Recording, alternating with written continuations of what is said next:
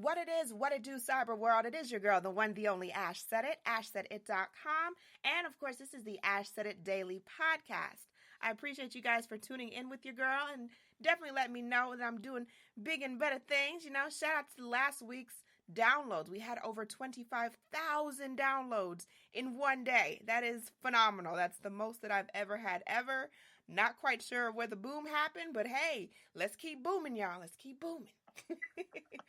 So Ashby TV, of course, is live right now on ashsaidit.com. If you guys haven't checked out episode 1 and episode 2, those two are available right there on the landing page of ashsaidit.com. So go check it out. It's crazy. It's fun. It's wonderful. And we continue to build with some really great features. I can't tell y'all just yet who's going to be on Ashby TV for next month, but stay tuned. You're going to be very surprised and very impressed with who I've got up. So on today's show, we are talking with entrepreneur, publicist, stylist, author. She might be Jamaican, y'all. Erica Diaz. What's going on, mama? Hey, guys. How are you? I am doing good. How are you doing today? I'm great. Just trying to silk it off this little cold, but I'm great. Thanks for having me. Absolutely. Okay, Erica. So you are one of the co-founders of the B Firm, one of the biggest pristine public relations firms, I will say, in the South, in the Southeast, maybe even in the continental U.S. We'll even put that out there. Thank you. You're so But, I try. hey, you're doing it. You're putting in work, mama. Definitely putting in work. So, for those people that are not familiar with the B Firm, how did the B Firm come about?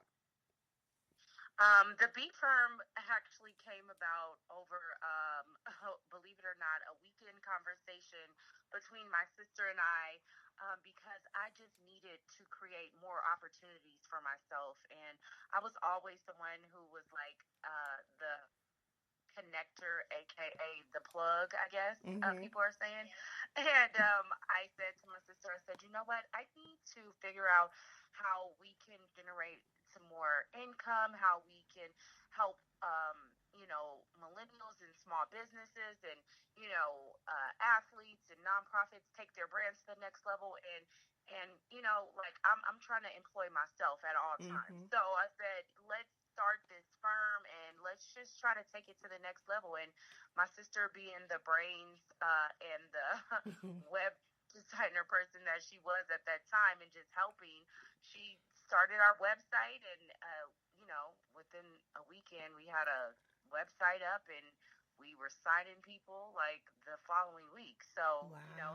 Like I said, it was a weekend conversation of just a thought out process and just being fearless and trying to take it to the next level. Definitely. So what were some of the big challenges that you faced when starting the firm? Excuse me.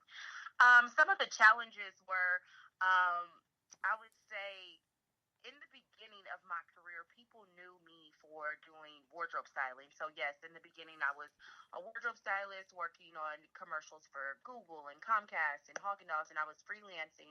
And that was like kind of like my claim to fame. I had worked with some phenomenal people and, TV shows and different things and commercials. So I then transitioned to a publicist. So that was like, people were like, oh, wait, weren't you a wardrobe stylist? Now you're a publicist. So having people take me kind of serious, because everybody, for some reason, in Atlanta does have, I don't know, 100 jobs. And, I didn't want to be the Jackie of all trades and not master anything. And because I really did master, my career in wardrobe styling, I was looking for that next level that was going to continue to grow my brand and take me, to a broader level. And so that was a challenge, just having people accept the transition and that I was here to stay, And then also, just, I don't want to say I had to convince my sister, but I really just had to be consistent with the process, And me doing wardrobe styling was the longest career that I had ever, just been consistent with. So now, transferring to a publicist and running my own business and, being accountable for staff and different things like that, those were some of the challenges that I dealt with earlier on because, this was my baby that I started from the bottom up, so, Yeah. hiring a team, trusting my team, relinquishing duties, you have to delegate to elevate. So it was like helping put people in a position to help me win too. That those were some of the challenges, but with hard work, consistency, prayer, and just faith, I really were just overcame those. So I was really thankful for that. Absolutely. So, for you, what was a notable moment that you had to just stop and just reassess everything that you were doing because maybe that big opportunity came? What was that moment like for you?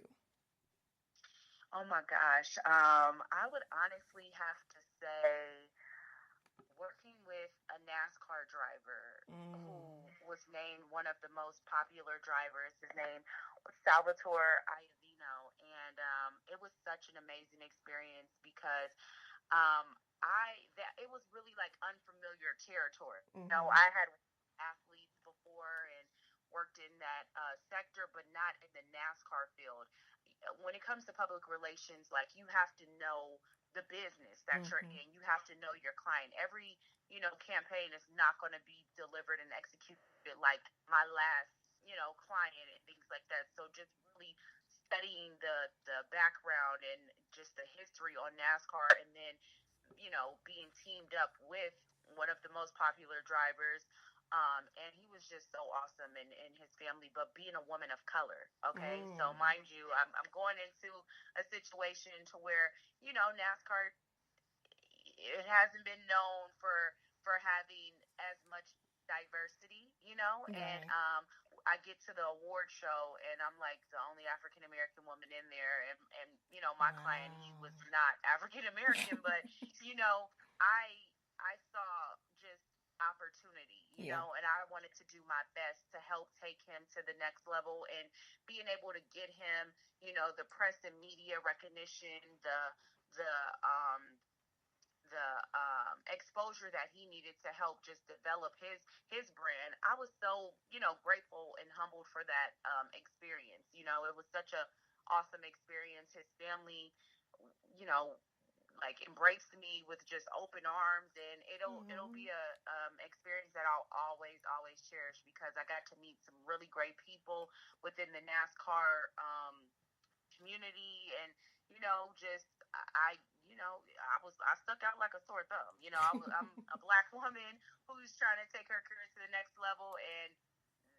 that's that just happened to be an opportunity that really kind of let me know, like, oh, okay, girl, here you go, ride this till the wheels fall off. Make it definitely. happen. Okay. Make it happen. All right. Now, we see now, Atlanta is on the map for reality television, movies, music videos. The whole entertainment world is on blast in Atlanta in some good ways and maybe not so good ways. And you see some of hmm, these stars, we'll say, or maybe people that, Uh-huh. that believe that they are stars, acting up, treating their publicists or their team and the people that are trying to help them elevate like trash.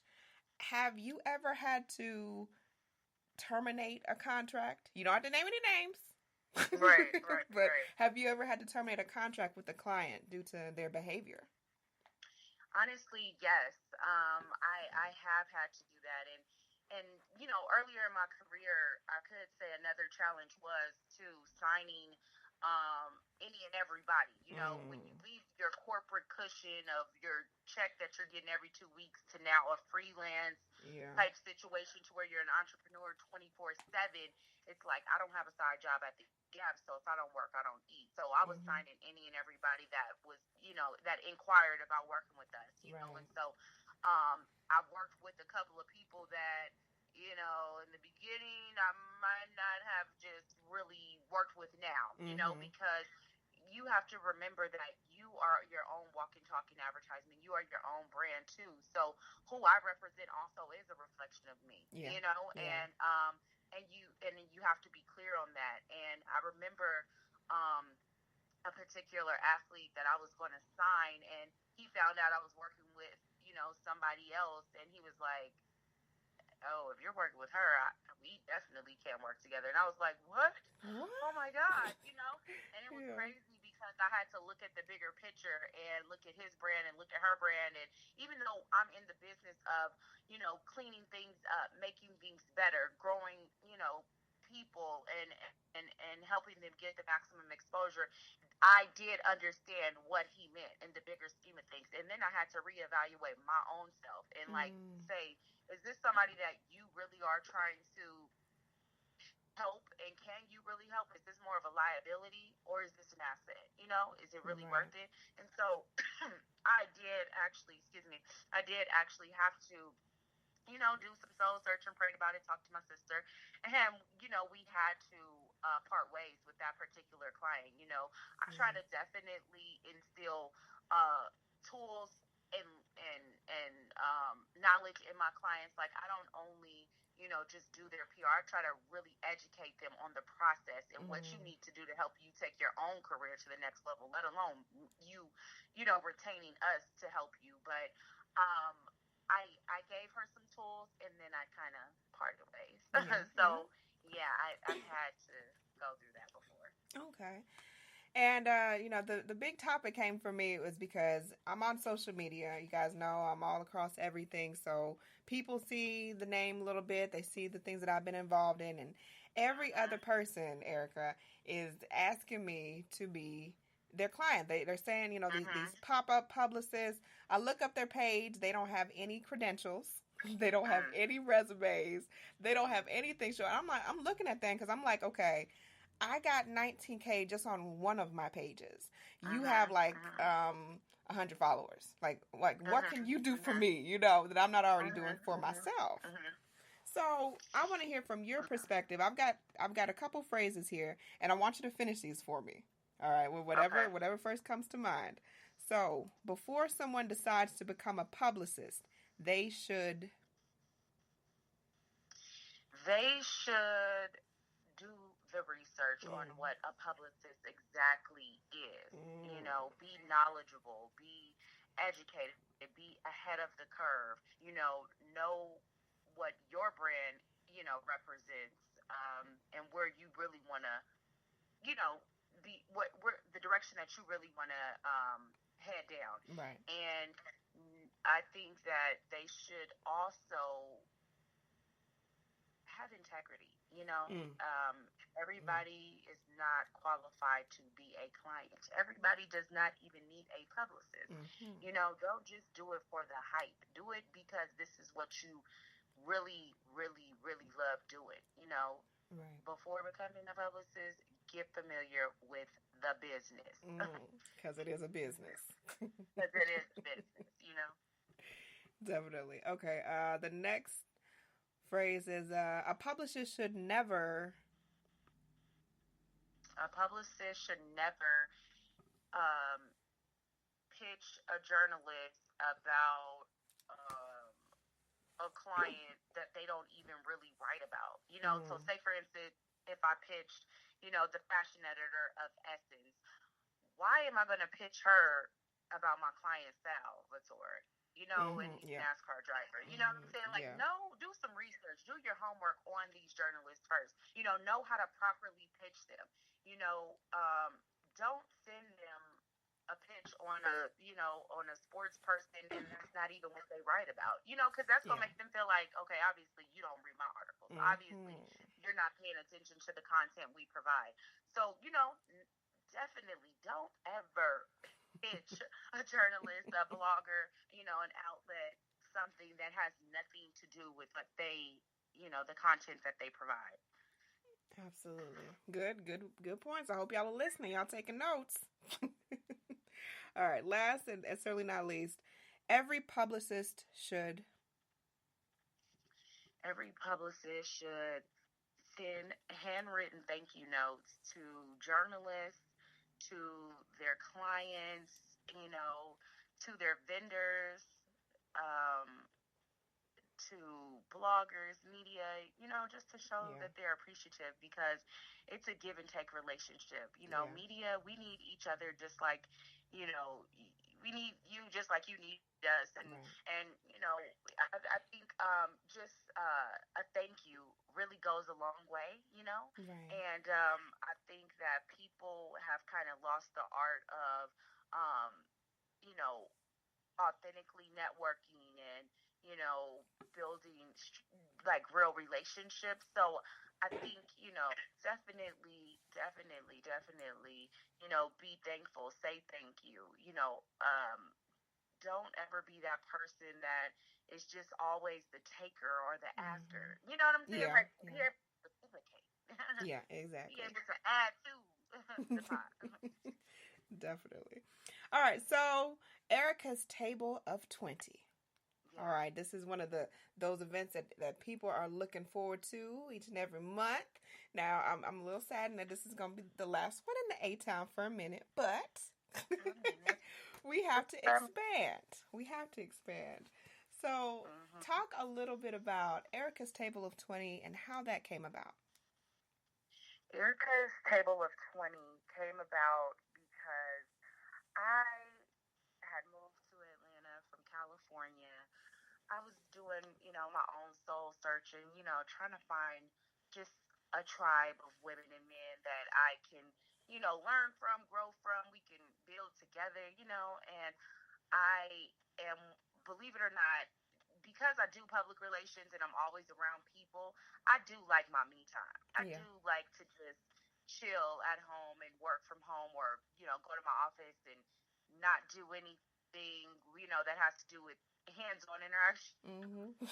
But I wanted to meet some other women and men who were doing things outside of the same circles that I was used to seeing in Atlanta. Right. Sometimes Yeah. you can go to the same events and see the same Mm-hmm. people, same conversations, same this. And I said, okay, no, no, no, no, no, no, no, no, no, no, no.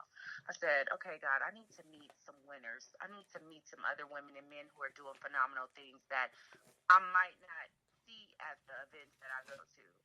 I can go to a movie premiere, but I might not see the CEO of Girl Scouts or the CBS News anchor for Channel 4, or Right. the mayor who I'm the mayor's wife or something like that. So I wanted to come up with something that was intimate, that was more personable, that was more exclusive, and I decided to come up with Erica's Table of 20. So it's an intimate setting where we engage, we network, we share. We're able to be really transparent in that room, in that moment for those couple of hours. Laugh, joke, cry, shout, do whatever you want in that moment where we eat, we, have some drinks, we get some gifts. We're really able to build in those couple of hours, and you're really able to hear the real stories of women and men and their real journeys on how they really got started in the career that they're in. Not the Yeah. Instagram story, but those stories. And um, I remember somebody telling me when I first moved to Atlanta, they were like, "Girl, you gotta fake it until you make it." And I said, "No, I'm gonna face it until I make it, because Mm-hmm. my faith is what has really gotten me where I'm at. And I'm not gonna be in these fake circles and these Mm-mm. fake cliques and these fake whatever, even if I have to be by myself. Yeah. I hand select people that come to my table of 20 because I want the right energy in there.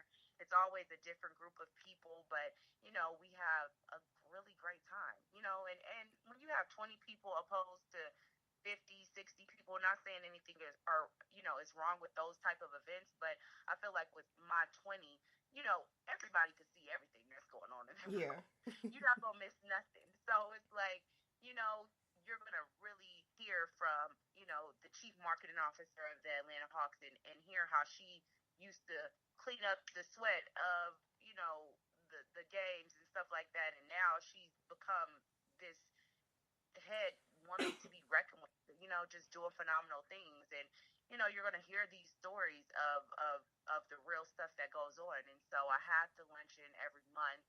And at first it was like every other month, every, 3 months and stuff. And then the demand became higher. So I was like, okay, wait, I gotta Mm.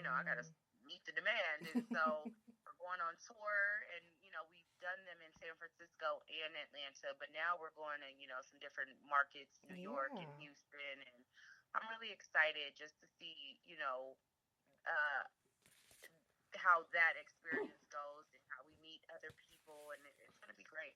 Yeah, I tip my hat to you. I've been fortunate enough to attend one of these events, Yes. and I will say that it was just very much, um, I just like the attention to detail that you take with it, from the Thank you. decor to, like you said, these are high profile stylists, bloggers, entrepreneurs, people from TV, people that are from behind the scenes. You just never know who's going to be at one of these Erica Table 20. And Mm-hmm. I was very, very impressed with it. And just everything, just every part of it, from, like I said, the decor to the caliber of people is in there. Because, as you well know, to be an entrepreneur, you need other entrepreneurs around you. That Definitely. energy is so pertinent to your success, because Mhm. a Mhm. lot of people, including people that are, in people's families and people that you're close Mhm. to, if they're not in that entrepreneurial mindset, they're not going to get it. So it Mhm. was really refreshing to attend your event and to be around other like-minded people. Like, oh wow, you're not the freak in the room, because everyone has that same goal as far as Mhm. pushing forward and faith it until you make it. Yep. So Thank you. That's it. let's talk about faith it until you make it. Now you've got so much under your belt. I mean, you're such a well accomplished young lady, from, like I said, stylist, publicist, and now author. How did you find the time to put this book You together know what? in I asked conjunction? myself that too. I was like, how did I find the time? I just did it. I just Yeah. got it done. There is only 24 hours in the day. However, when I look at my vision board and I think about my grandmother and all the work that she accomplished within 24 hours, when I think about Michelle Obama, Beyonce, Oprah, Mhm. June Ambrose, Yeah. like all these women and men, I can't leave the guys out, Yeah. but They go. just people who I admire their work ethic. And I'm like, if they could do it, I could do it. Like, Yeah. there's no excuse. My only competition is myself. And it's like, hey, I just had to make it up in my mind that that's what I wanted to do. And just, I found myself honestly like at night. That's when I used to, write out the quotes. And the book is just a easy coffee table book read, full of inspirational quotes, like 40 inspirational quotes that have really inspired me, that I have on my vision board, that my grandmother used to say to me, my mom, my sister, my tribe of women and Yeah. men. And I put them in a book because I felt like everybody needed like a sister or a friend like mine, or like, Yeah.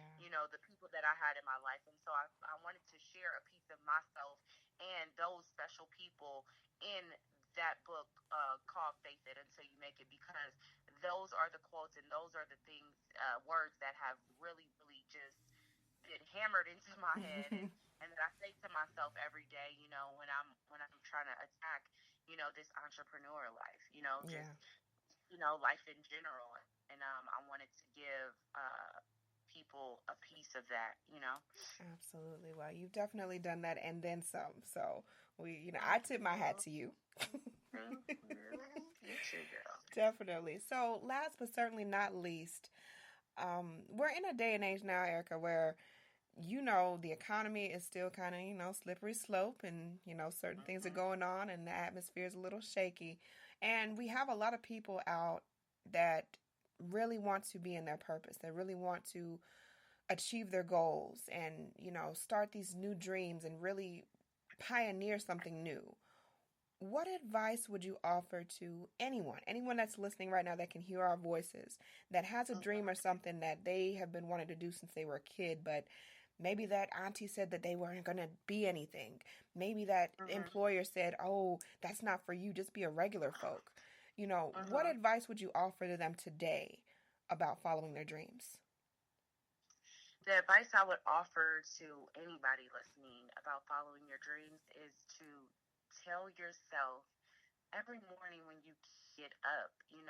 Thank you, God, one, for waking me up. Mm. But whatever it is that you want to be, if it's a publicist, a teacher, a wardrobe stylist, whatever it is that you want to do in that field, claim that over your life.